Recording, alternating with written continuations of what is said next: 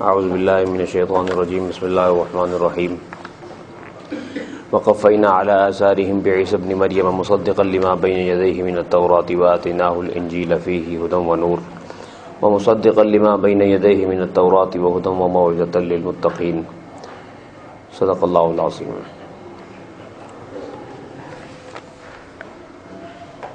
دنیا میں ہدایت اللہ سبحانہ و تعالیٰ کے خزانے سے آئی ہوئی سب سے قیمتی چیز ہے۔ جتنا پیسہ ہے، جتنی دولت ہے، جتنی عزت ہے، سب کچھ لگ جائے اور بندے کو ہدایت مل جائے تو فرشتے اس بندے کو خوش قسمت سمجھتے کہ اس نے رب کو پا لیا، اس نے سب کچھ پا لیا۔ اور اگر رب نہ ملا، ساری دنیا کی حکومت بھی مل گئی، اللہ ناراض رہا، تو پھر بعد والے زمانوں میں فرعون نام کو کوئی پسند ہی نہیں کرتا، شداد کو کوئی پسند ہی نہیں کرتا، نمرود کو کوئی پسند ہی نہیں کرتا، کیونکہ یہ کہ سب کچھ تو تھا لیکن اللہ تعالیٰ ساتھ نہیں تھا۔ تو اس لیے انسان کو اپنی ساری صلاحیتیں ہر وقت تیار رکھنی چاہیے کہ مجھے رب کے لیے کچھ بھی لگانا پڑے میں نے لگانا۔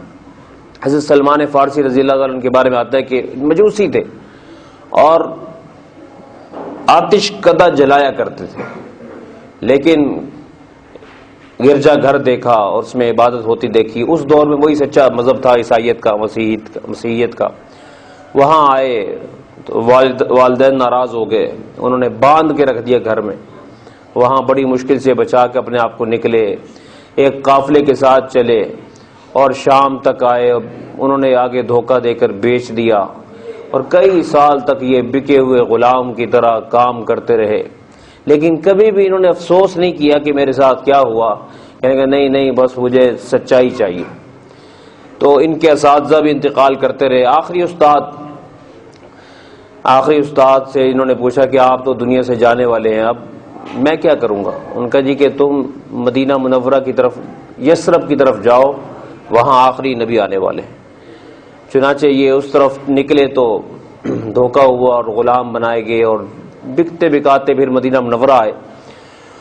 اب یہودی نے ان کو خرید لیا تھا، وہ اپنے کام لے رہا تھا، یہ درخت پہ چڑھ کے کام کر رہے تھے کہ نیچے سے یہودی نے دوسرے اپنے کزن سے بات کی کہ وہ یار وہ ایک نبی آیا ہوا ہے، وہ کہتا ہے کہ میں سچا نبی ہوں اور مکہ سے ہجرت کر کے آیا۔ تو یہ فوراً درخت سے نیچے اترے کہ کیا بات ہو رہی، اس پر یہودی نے ان کی پٹائی لگا دی۔ تو یہ واپس کام پہ لگ گئے۔ جب ان کو چھٹی ملی تو اس چھٹی کے وقت میں یہ مسجد نبوی کی، یہ مسجد قباء کی طرف آئے اور آ کر اس محفل میں کہ رسول اللہ صلی اللہ علیہ وسلم جہاں تشریف فرما تھے یہ وہاں آئے، اور ان کو زندگی کے وہ 60-70 سال یاد آ گئے کہ میں ان تک پہنچنے کے لیے کتنے میں نے پاپڑ بیلے۔ اور پھر علامت استاد نے بتائی تھی کہ تم جاؤ گے نا تو ان کو جا کر صدقہ پیش کرنا، تو وہ اگر صدقہ جو ہے وہ قبول نہیں کریں گے، پھر تم ان کے لیے ہدیہ لے کے جانا، پھر وہ ہدیہ قبول کر لیں گے۔ تو یہ علامت ہوگی کہ وہ سچے ہیں۔ اور تیسری علامت ایک اور دیکھ لینا کہ ان کی کمر پر مہر نبوت ہوگی، کسی وقت وہ مہر نبوت چیک کر لینا، تو پھر تم صحیح صراط مستقیم پر پہنچ جاؤ گے۔ چنانچہ یہ پہلی دفعہ صدقہ لے کر آئے تھوڑا سا، آپ علیہ السلام نے فرمایا میں تو کھاتا نہیں، اپنے ساتھیوں کو فرمایا کہ یہ ساتھی ان کو بانٹ دو، یہ کھا لیتے ہیں۔ جو کمزور احباب تھے وہاں پر، جو درویش صفہ والے، ان میں بانٹ دیا گیا۔ دوسری دفعہ ہدیہ لے کر گئے تو آپ علیہ السلام نے اس میں سے بھی کھجوریں تناول فرمائی اور ساتھیوں کو بھی دی۔ پھر وہ یہ کمر کی طرف بار بار نا جب چادر سرکتی تھی تو یہ کمر کی طرف جاتے تھے، تو آپ علیہ السلام سمجھ گئے کہ یہ مہر نبوت کو دیکھنا چاہتے، تو آپ نے پھر ان کو زیارت کروائی۔ اس پر یہ بہت روئے اور اللہ کا شکر ادا کیا۔ اور پھر ان کے آقا سے جو بات ہوئی کہ ان کی کیا قیمت ہے، اس نے منہ مانگی قیمت مانگی، اتنا سونا اور اتنے درخت کھجوروں کے لگے ہوں گے تب جا کے رہا کروں گا۔ تو رسول اللہ صلی اللہ علیہ وسلم نے فرمایا کہ کوئی بات نہیں، تمہیں اللہ نے بڑی چیز دے دی ہے، یہ تو چھوٹی ہے، تو مل ہی جائے گی۔ ہدایت بڑی چیز وہ مل گئی ہے، غم نہ لگاؤ۔ چنانچہ آپ علیہ السلام کے پاس سونا آیا تو وہ ایک ڈلی سی تھی، تو آپ نے ان کو دی کہ جاؤ اپنے مالک کو دے دو۔ جب اس نے دیکھا یہ تو تھوڑی سی ہے تو کہا نہیں اللہ اس میں برکت ڈالے گا۔ پھر اس کو تولا گیا تو جتنا اس نے مانگا تھا اتنا ہی وہ اللہ تعالیٰ نے اس کو بنا دیا۔ یہ آپ علیہ السلام کے معجزات میں سے تھا۔ پھر اس درختوں کے حوالے سے جتنے درخت اس نے کہے تھے تو آپ نے اپنے ساتھ لگ کر ان کے ساتھ لگوائے، اور وہ درخت جو سالوں سال کے بعد پھل دیتے تھے وہ چند دنوں میں، چند مہینوں میں، چند سالوں میں اللہ تعالیٰ نے ان کو بارآور کر دیا، پھر ایک ہی سال میں انہوں نے پھل دیا، اور سلمان فارسی رضی اللہ عنہ اس طریقے سے آزاد ہوئے۔ قیمت کیا، ہدایت کی کیا قیمت ادا کی؟ میں یہ اس لیے سنا رہا ہوں کہ میں اور آپ، میں نے کیا قیمت ادا کی، ہم نے کیا کیا ہے۔ اس لیے یہ جو مختصر سی محفل ہے اس پہ بھی، اس کا بھی شکر ادا کرنا چاہیے، چھوٹے چھوٹے اعذار کی وجہ سے اس کو چھوڑنا نہیں چاہیے، کیونکہ قرآن مجید سے بڑھ کر ہمارے پاس کوئی تحفہ نہیں ہے۔ اللہ سبحانہ و تعالی ہمیں اس کی قدردانی نصیب فرمائے۔ تو آیات چل رہی وقفینا علی آثارہم بعیسی ابن مریم، ہم نے ان کے پیچھے یعنی موسیٰ علیہ السلام کے پیچھے عیسیٰ ابن مریم کو بھیجا۔ حضرت مریم کی طرف نسبت کی جاتی ہے کیونکہ عیسیٰ علیہ السلام کے والد نہیں تھے۔ عیسائی جو ہے وہ یہودی، وہ الزام لگاتے ہیں، وہ کہتے ہیں یوسف تھا نجار، وہ جو ہے ان کے والد تھے، معاذ اللہ۔ قرآن کہتا ہے نہیں، عیسیٰ ابن مریم، یہ مریم کے بیٹے تھے۔ اب یہ مسئلہ بھی آتا ہے کہ قیامت والے دن انسان کو جب اٹھایا جائے گا تو باپ کے نام سے پکارا جائے گا یا ماں کے نام سے پکارا جائے گا، تو اس میں حدیث میں دونوں طرح کی روایات آتی ہیں، لیکن جو راجح مضبوط ترین بات علماء فرماتے ہیں وہ یہ کہ عام لوگوں کو تو باپ کی طرف سے جو ہے پکارا جائے گا، البتہ عیسیٰ علیہ السلام کو والدہ کی طرف سے پکارا جائے گا، والدہ کے نام سے۔ اور جتنے بھی دنیا میں ایسے ہوں گے کہ جن کا یعنی دنیا میں نکاح کے بغیر ہو گئے بچے، اور والد کوئی ان کا دعوے دار ہے ہی نہیں کہ وہ میرا بیٹا ہے، تو ان کو پھر ماں کے نام سے پکارا جائے گا تاکہ ان کی تذلیل نہ ہو اس اعتبار سے۔ لیکن عیسیٰ علیہ السلام ان کے سربراہ ہوں گے، ان کو عزت دے دی جائے گی اس حوالے سے۔ جی، مصدقا لما بین یدیہ من التوراۃ، اور وہ تصدیق کرنے والے اپنے سے پہلے تورات کتاب کی۔ عیسیٰ علیہ السلام بھی تصدیق کرتے تھے کہ تورات سچی کتاب ہے۔ وآتیناہ الانجیل، اور ہم نے ان کو انجیل عطا کی، فیہ ھدی و نور، اس میں بھی ہدایت اور روشنی تھی۔ ومصدقا لما بین یدیہ من التوراۃ، اور وہ اپنے سے پہلی کتاب کی مصدق بھی تھی، تصدیق بھی کرتی تھی۔ وہدی و موعظۃ للمتقین، اور وہ سراپا ہدایت اور واعظ تھی للمتقین، ان لوگوں کے لیے جو تقوی والے تھے۔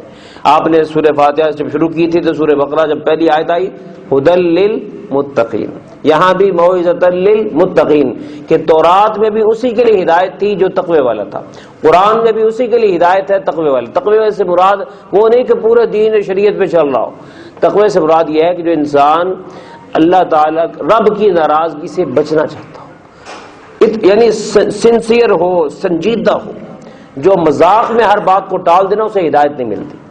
سنسیئر ہونا چاہیے بندے کو، یار مجھے رب کو لینا ہے زندگی میں۔ دیکھیں کوئی چیز بھی، ایک چھوٹی ماچس کی ڈبیا بھی خود نہیں بنتی، یہاں سے لے کر ہم یہاں تک جتنے افراد بیٹھے ہوئے ہیں سب کی آوازیں مختلف ہیں، کیا پیچھے کوئی نہیں؟ سب کے لہجے مختلف، سب کی آنکھیں مختلف، سب کا نقش نین مختلف، سب کی ڈیزائننگ مختلف، سب کا مزاج مختلف، سب کی عادات مختلف، سب کی اولادوں کے آگے ڈیزائن مختلف، پیچھے کوئی نہیں۔ کوئی ڈیزائنر نہیں ہے کیا؟ کوئی نقاش نہیں ہے جس نے یہ نقش بنایا ہو؟ کیسے کہہ سکتے ہیں کہ اللہ پاک نہیں ہے؟ اس لیے جو سنسیئر ہوگا، سنجیدہ ہوگا، وہ کہ یار جس رب نے میرا نقش ڈیزائن کیا ہے مجھے اس کو راضی کرنا چاہیے۔ تو یہ ہے تقویٰ، ابتدائی درجے کا تقویٰ۔ اس کے بعد اس کو بڑھاتے بڑھاتے پھر پوری شریعت کو، یعنی جیسے جیسے انسان قرآن پڑھتا ہے تو اس کا تقویٰ بڑھنا شروع ہو جاتا ہے، پھر وہ پیک پر لے جاتا ہے آخری درجے کا تقویٰ۔ لیکن آغاز وہاں سے ہوتا ہے کہ انسان سنجیدہ ہو، سنجیدہ کوشش۔ جیسے ہم کاروبار کرتے نا، سردی ہو، دھند ہو، سموگ ہو، فوگ ہو، دکان پہ آتے، ایسے ہی رب کو راضی کرنے کے لیے بھی جو کام کرتے نا وہ بھی اتنے ہی مستقل مزاجی سے کرنے چاہیے، اس میں کمی نہیں آنی چاہیے۔ نہیں یار نہیں، طبیعت ٹھیک نہیں، گیا بس، فرق نہیں آنا چاہیے، کیونکہ جیسے دنیا کو ہم سیریس لیتے ہیں دین کو بھی سیریس لیں۔ جی، وَلْيَحْكُمْ أَهْلُ الْإِنْجِيلِ بِمَا أَنزَلَ اللَّهُ فِيهِ، چاہیے کہ انجیل والے اس کے موافق حکم کریں جو اللہ نے ان کے لیے اتارا ہے اس میں۔ وَمَن لَّمْ يَحْكُمْ بِمَا أَنزَلَ اللَّهُ فَأُولَٰئِكَ هُمُ الْفَاسِقُونَ، اور جو فیصلہ نہیں کرتا اللہ کے نازل کردہ کتاب کے مطابق، احکام کے مطابق، فَأُولَٰئِكَ هُمُ الْفَاسِقُونَ، یہ لوگ فاسق ہیں۔ وَأَنزَلْنَا إِلَيْكَ الْكِتَابَ بِالْحَقِّ، ہم نے آپ کی طرف کتاب کو اتارا ہے برحق، مُصَدِّقًا لِمَا بَيْنَ يَدَيْهِ، اور یہ قرآن بھی پہلی کتابوں کی تصدیق کرتا ہے کہ تورات بھی سچی تھی، انجیل بھی سچی تھی، زبور بھی سچی تھی، یعنی ہر کتاب کی تصدیق کرتا ہے۔ وَمُهَيْمِنًا عَلَيْهِ، اور یہ ان کے مضامین کا نگران اور نگہبان بھی ہے۔ جو توحید تورات میں تھی قرآن نے اس کو محفوظ رکھا، جو اللہ کے احکام تورات میں تھے، اصول شریعت وہ سارے سیم قرآن میں موجود ہیں۔ ہاں جو شریعت اور منہاج ہے اس کے اعتبار سے ہر دور میں اللہ نے تبدیلی کی. اس کی مثال علماء یوں دیتے ہیں کہ جیسے ایک حکیم ہوتا ہے، ڈاکٹر ہوتا ہے، معالج. آپ شدید بخار میں اس کے پاس گئے تو اس نے آپ کی نبض چیک کی تو اس نے کہا جی کہ آپ کے لیے روٹی بند ہے، 5 دن آپ نے روٹی نہیں کھانی، یہ کورس کریں آپ، اینٹی بایوٹک کورس کر لیا. اس کے بعد جب آپ جائیں گے وہ کہے گا آپ نے نا روٹی کھانی ہے، تو وہ کبھی بھی نہیں کہتا کہ پہلے آپ نے منع کیا تھا اب آپ کہہ رہے ہیں کھانی ہے، یہ کیا بات ہے؟ کہتے ہیں پہلے آپ کی طبیعت اور تھی، اب آپ کی طبیعت اور ہے، اس لیے غذا بدل گئی. ایسے ہی زمانوں کے بدلنے سے آج کل کی انسانیت کا جو مزاج ہے وہ اور ہے. پچھلے ادوار میں انسانیت ابتدا میں تھی اور اس وجہ سے ان کے مزاج مختلف ہے، تو شریعت نے ان کے اعتبار سے ان کو احکام دیے تھے. تو ہر دور میں احکام میں جو تبدیلی تھی وہ اللہ تعالیٰ کی مصلحت اور حکمت پر مبنی تھی، نہ یہ کہ اللہ کے علم میں نہیں تھا کہ جناب ان لوگوں کے لیے یہ ٹھیک ہے، ان لوگوں کے لیے ٹھیک نہیں. فاحکم بینہم بما انزل اللہ، تو ہم آپ سے کہتے ہیں کہ آپ فیصلہ کیجئے ان کے درمیان اللہ کے نازل کردہ حکم کے مطابق، یعنی قرآن کے مطابق. ولا تتبع اہواءہم، اور ان کی خواہشات کے پیچھے مت چلیے. اما جاءک من الحق، اس سے منہ موڑ کے جو آپ کے پاس حق آیا ہے. لکل جعلنا منکم شرعۃ ومنہاجا، ہم نے تم میں سے ہر ایک کے لیے ایک شریعت بھی رکھی ہے، واضح راستہ بھی رکھا ہے. تو وہ کہتے تھے کہ تورات جب اللہ کی کتاب ہے تو قرآن کی کیا ضرورت ہے؟ اللہ کہتے ہیں ہم نے تورات بھی ہم نے اتاری اور قرآن کو بھی ہم نے اتارا.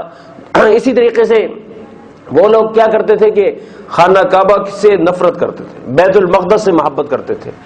تو اللہ تعالیٰ نے وہ حکم بھی تبدیل کیا کہ کوئی سمت مقصود بھی ذات نہیں ہے، اصل اللہ کی رضا ہے. بیت المقدس کی طرف قبلہ تھا تو مقصد اللہ تھا، اور اب بیت اللہ قبلہ بنا ہے تو مقصد اللہ ہے. جو بیت المقدس کی در و دیوار کی پوجا کرتا ہے وہ ادھر ہی جائے. جو اللہ کا بندہ ہے، اللہ کا حکم بدل چکا، اب اسے خانہ کعبہ کی طرف اپنا رخ کرنا پڑے گا. لِكُلٍّ جَعَلْنَا مِنْكُمْ شِرْعَةً وَمِنْهَاجًا، ہر ایک کے لیے ہم نے ایک شریعت کا طریقہ. شریعت عربی زبان کا لفظ ہے، اردو میں اس کا معنی ہوتا ہے مقرر کرنا. شریعت چونکہ اس میں مقررہ احکام بتائے جاتے ہیں، تو بار بار کہا جاتا ہے کہ شریعت کے حکم کیا ہے، اللہ تعالیٰ نے کیا مقرر کیا ہمارے لیے اس مسئلے میں. وَلَوْ شَاءَ اللَّهُ لَجَعَلَكُمْ أُمَّةً وَاحِدَةً، اگر اللہ چاہتا تمہیں ایک ہی امت بنا دیتا. وَلَكِنْ لِيَبْلُوَكُمْ فِي مَا آتَاكُمْ، تاکہ وہ تمہیں آزمائے اس میں جو تمہیں اس نے دے رکھا ہے. فَاسْتَبِقُوا الْخَيْرَاتِ، لہذا نیکی کے کاموں میں آگے بڑھو. اِلَى اللَّهِ مَرْجِعُكُمْ جَمِيعًا، تم سب کو اللہ کی طرف لوٹ جانا ہے. فَيُنَبِّئُكُمْ بِمَا كُنتُمْ فِيهِ تَخْتَلِفُونَ، وہ تمہیں خبردار کرے گا کہ تم جن باتوں میں اختلاف کیا کرتے تھے وہ اللہ تعالیٰ تمہیں بتائے گا، اور اس میں کون سچ پر تھا کون غلط تھا اس کی بھی وضاحت کی جائے گی. وَأَنِحْكُمْ بَيْنَهُمْ بِمَا أَنزَلَ اللَّهُ، اور ان کے درمیان قرآن کے نازل کردہ احکام کے مطابق فیصلہ کیجئے. وَلَا تَتَّبِعْ أَهْوَاءَهُمْ، ان کی خواہشات کی پیروی نہ کیجئے. بعض یہود نے آ کر کہا کہ آپ کچھ نرمی کریں، ہمارے لیے رعایت دیں، ہمیں آپ لچک دیں گے نا، ہم آپ کی محفل میں آئیں گے، بیٹھیں گے، کل کو ہم مسلمان بھی ہو جائیں گے. قرآن کہتا ہے فیصلے جو ہم نے اتار دیے اس میں اب لچک نہیں. اب اسی طرح ماننا پڑے گا، ان کی خواہش کو مت دیکھیے. وَاحْذَرْهُمْ، ان سے بچیے، ان یفتنوکا، کہ کہیں بہکا نہ دے آپ کو. ہم بعض ما انزل اللہ الیک، ان بعض احکام سے جو اللہ نے آپ کی طرف نازل کیے. حضور کو تو کوئی بہکا ہی نہیں سکتا. مراد بعد والے دور کے مسلمان ہیں کہ اگر ہم کہیں جی کہ یہود کو خوش کرنے کے لیے یہ بھی کر لو یہ بھی کر لو، تو کل کو انسان پورے دین سے پھر جاتا ہے. اس لیے جو اللہ کا اصل حکم ہے اس میں کوئی رد و بدل نہیں ہونا چاہیے. جی فَإِن تَوَلَّوْا، اگر وہ منہ موڑے، فَعْلَمْ أَنَّمَا يُرِيدُ اللَّهُ أَن يُصِيبَهُم بِبَعْضِ ذُنُوبِهِمْ، جان لو اللہ تعالیٰ کا ارادہ نہیں ہے کہ ان کو اللہ تعالیٰ چاہتا ہے کہ ان کو مصیبت میں ڈال دے ان کے بعض گناہوں کی وجہ سے، یعنی ان کو مصائب میں ڈالنے کا اللہ کا ارادہ ہے.